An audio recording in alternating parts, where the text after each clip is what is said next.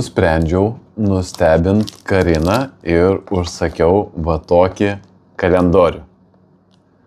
Karina nusprendė mane irgi nustebint ir užsakė man kalendorių. Kas pirmas nusprendė?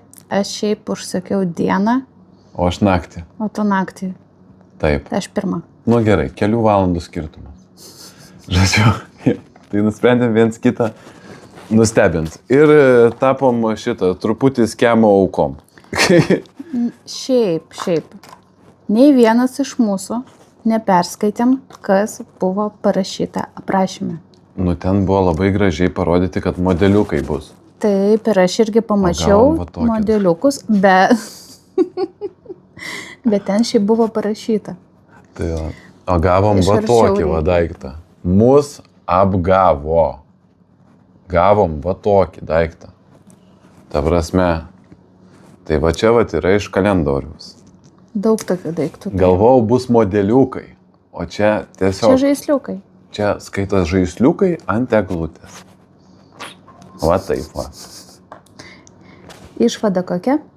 Išvada, kad Reikia skaityti, kas parašyta, o ne pamačius Mustang, kalendorius, imt. Nu kaip neimt. Tai va ir aš tai pagalvojau, kad kaip neimt, tai paėmiau.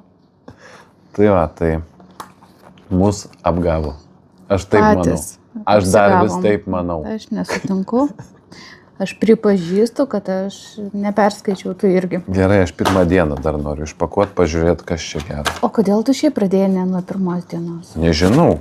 O, tu Kas čia čia? virbutės pakabinti jam. Prabangiai. Ir ką mes pirmą išpakavom? Vat nuo pirmos dienos Mustangą GT. pradėk. Gražu. Nu, jie nėra tokie blogi, bet ne tai, ko mes tikėjomės. Išvadas pasidarėm, tokiau taip nedarysim. Visiems gražių švenčių. Ate.